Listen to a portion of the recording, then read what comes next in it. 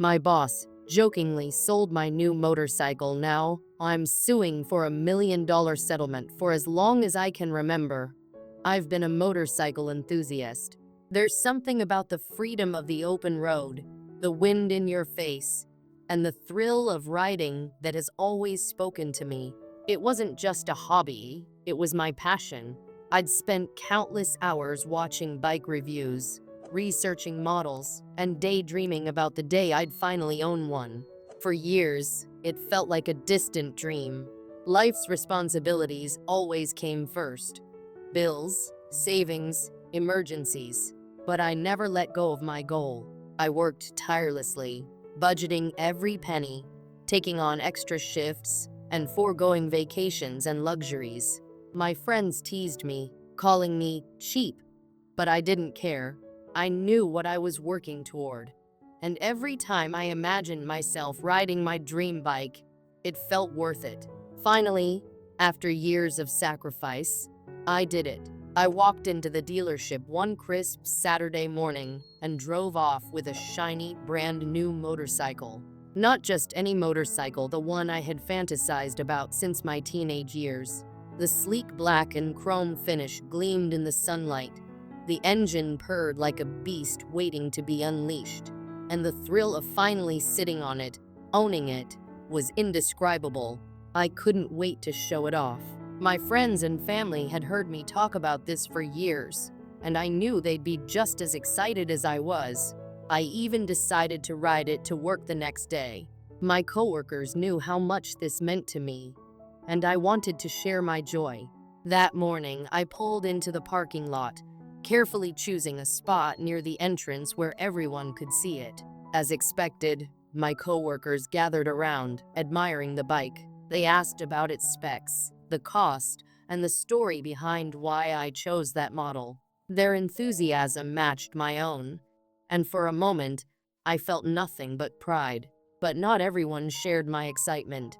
My boss, Mr. Carter, stood in the doorway, arms crossed, smirking. He was the type of person who lived for making others the butt of his jokes. Over the years, I'd seen him pull all sorts of pranks. Some were harmless, like swapping people's coffee mugs, but others bordered on outright mean-spirited. He once filled an intern's desk drawer with whipped cream, ruining important documents. And another time, he swapped a coworker's phone ringtone to loud chicken noises during a client meeting. People laughed nervously, but I always found his antics childish and unprofessional. Still, I never imagined he'd take it as far as he did. That day started like any other. After showing off my bike, I parked it and went inside to start my shift. I didn't think twice about leaving it there. It was a workplace after all, and I trusted my coworkers to respect my property. But Mr. Carter had other ideas. Sometime during the morning, he noticed the bike and decided it would make the perfect target for one of his pranks. While I was busy working, he instructed one of the junior employees, a young guy eager to stay in Mr. Carter's good graces, to move my motorcycle. At first, the employee hesitated, but Mr. Carter reassured him, saying it was just a harmless joke. If only that had been the case. When I finished work that evening, I headed to the parking lot, excited to ride home. But when I reached the spot where I'd parked, my bike was gone. My heart sank. At first, I thought it had been stolen. I frantically searched the lot, checked nearby streets, and even asked coworkers if they'd seen anything suspicious. But no one had a clue. That night was restless. I couldn't stop thinking about my bike, wondering how someone could have stolen it so brazenly. I was devastated. This wasn't just a vehicle, it was my dream, a symbol of years of hard work. The next day, I came into work still distressed, hoping for some lead or clue. That's when Mr. Carter approached me, a wide grin plastered across his face. "Looking for your bike?" he asked, barely able to contain his laughter. Confused, I nodded. "You've seen it?" "Oh, I've seen it all right," he said, laughing. "I sold it to the junkyard." For a moment, I thought he was joking. Surely, even he wouldn't take a prank this far. What are you talking about? I asked, my voice tinged with disbelief. He slapped my shoulder playfully. Relax. It's just a joke. You need to learn how to take one. The bike's at the junkyard. You can pick it up there. His words hit me like a punch to the gut. My bike, my dream, my pride and joy, sold to a junkyard? My shock quickly turned to anger. Why would you do that? I demanded, my voice trembling. It was just a prank, he said, shrugging. You were showing off too much anyway. I could barely contain my rage, but I knew yelling wouldn't fix anything. I demanded he come with me to the junkyard to retrieve the bike. He agreed, clearly not understanding the gravity of the situation. When we arrived, my worst fears were confirmed. The motorcycle had already been dismantled and sold for parts. The junkyard owner explained that once a vehicle comes in, they waste no time breaking it down. I felt sick. All the joy and pride I'd felt just 48 hours ago were gone, replaced by a hollow ache in my chest. My beautiful bike was destroyed all because of my boss's sense of humor. When I confronted him, his response was infuriating. He waved it off, saying I was overreacting and that it wasn't a big deal. It's just a bike, he said dismissively. But it wasn't just a bike to me. It was years of effort, sacrifice, and passion. That night, I couldn't stop replaying the events in my head. The sheer audacity of what he'd done left me seething. This wasn't just a prank. It was theft and destruction of property, plain and simple. Worse, it was an abuse of power. The next morning, I contacted a lawyer. I explained everything: how Mr. Carter had orchestrated the sale of my bike, how he laughed off my distress, and how his actions had caused me not only financial loss, but also emotional distress. My lawyer assured me I had a strong case. The lawsuit wasn't just about recovering the monetary value of the motorcycle. It was about holding him accountable for his actions. His behavior was reckless, malicious, and completely unprofessional. As the case unfolded, details emerged that painted Mr. Carter in an even worse light. It turned out this wasn't the first time his pranks had gone too far. Other employees came forward, sharing stories of how his antics had damaged their property or reputations. One employee revealed he'd quit because of the hostile work environment Mr. Carter had created. The company's legal team tried to settle, but I wasn't interested in a quick payout. I wanted justice, not just for myself, but for everyone who'd been a victim of his behavior. In the end, the court ruled in my favor. Mr. Carter's actions were deemed grossly negligent, and the company was held liable for allowing such behavior to persist. The settlement wasn't just enough to cover the cost of my motorcycle. It was a staggering amount, a message to employers everywhere that such behavior is unacceptable. Looking back, I still feel the loss of my dream bike, but I also feel a sense of vindication. No one has the right to trivialize someone else's hard work and dreams for the sake of a laugh. Sometimes, standing up for yourself isn't just about recovering what you've lost. It's about making sure it doesn't happen to someone else. The fallout of a prank. How justice was served. When my lawyer and I filed the lawsuit, I knew things were about to get messy. The company was notified almost immediately, and the situation spiraled faster than I could have imagined. At first, the company's legal team tried to brush everything under the rug. They downplayed the incident, calling it a harmless joke, and suggesting I drop the case to keep things amicable. They even hinted that dragging this into court might hurt my career in the long run, but I stood my ground. This wasn't about revenge, it was about accountability. My boss had gone too far. Destroying my motorcycle, something I worked so hard for, wasn't just a joke. It was an act of blatant disrespect. Someone needed to stand up to him.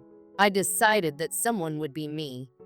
As the legal proceedings unfolded, more shocking revelations about my boss's behavior began to surface. It turned out I wasn't the only victim of his so-called pranks.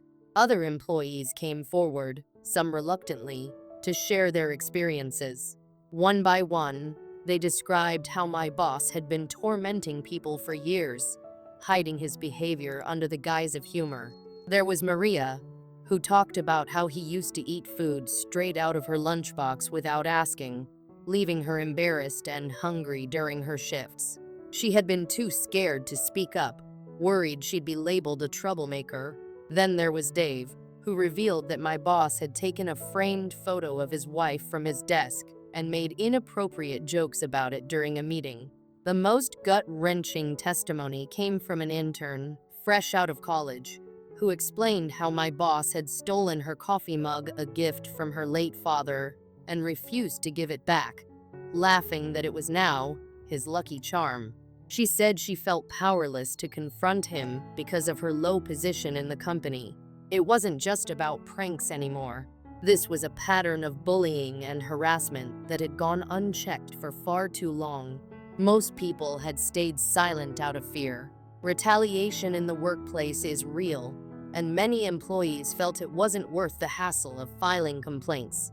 But now, with my lawsuit making headlines within the company, others found the courage to speak up. As these stories came to light, the company's attempts to dismiss my case as petty crumbled. My boss's behavior wasn't harmless or funny, it was toxic. The courtroom hearings were intense. My boss sat across from me, visibly uncomfortable as witness after witness detailed his antics. The smug, overconfident demeanor he was known for began to crack under the weight of the accusations. After several weeks of hearings, testimonies, and deliberations, the judge delivered the verdict. The ruling? It was in my favor. The company was ordered to pay me a substantial settlement, enough to not only cover the cost of my motorcycle, but also compensate me for the emotional distress and financial strain caused by the incident. The settlement amount? A staggering $1 million. The courtroom was silent when the figure was announced. My boss's face turned ghostly pale, and for the first time, he looked genuinely scared. The company's CEO was reportedly furious, not only at the financial blow, but also at the damage this scandal was doing to their reputation. It didn't take long for the whispers to start. My boss was called into a series of high-level meetings. Rumors flew around the office about his impending termination. Some said he was being asked to resign quietly to avoid further humiliation. Others speculated the company was planning to sue him for damages, arguing that his actions had led to their legal and financial woes. A few days later, my boss approached me at work. It was the first time I'd seen him look anything but smug. His usual air of arrogance was replaced with desperation. He pulled me aside, his voice shaking as he begged me to reconsider. "Please," he said, his hands trembling. "I didn't mean for things to go this far. It was just a prank. I never thought it would turn into all this." He went on to explain that the company was holding him personally accountable for the lawsuit and was threatening to sue him for the settlement amount. "I can't afford this," he confessed. "They're going to ruin me. I'll lose everything." For a moment, I almost felt sorry for him. Almost. But then I remembered how he had laughed in my face the day he destroyed my motorcycle. I remembered the months of stress, the sleepless nights, and the humiliation I endured while he carried on as if nothing had happened. He had plenty of chances to apologize, to make things right, but he chose not to. So, I laughed. I laughed in his face, just as he had laughed at me. "Now you know how it feels," I told him. "This isn't about me ruining your life. It's about you facing the consequences of your actions. You made your choices, and now you have to live with them." He stared at me, speechless, before walking away. That was the last real interaction I had with him. As for me, I've decided it's time to move on. Even though the court ruled in my favor, I know staying at the company would be unbearable. The environment has been tainted by this entire ordeal. and I'm not naive enough to believe I'll be treated fairly after this. The settlement gives me the financial freedom to take my time and find a job where I'll actually be valued and respected. It's a new chapter for me, and I'm determined to make the most of it. One of the first things I plan to do is buy a new motorcycle, an even better one than the one my boss destroyed. I've already been browsing models, and I can't wait to get back on the road. Looking back, this experience has taught me a lot. I've learned the importance of standing up for yourself, even when it feels like the odds are against you. I've learned that some people only understand the language of consequences, and no amount of reasoning or pleading will make them change. Most importantly, I've learned that justice, though sometimes slow, does prevail. As for my boss, well, the last I heard, he's still trying to negotiate with the company to avoid being sued. His reputation is in shambles, and most of his former friends at work have distanced themselves from him. Some lessons are learned the hard way, and for my boss, this was one of them.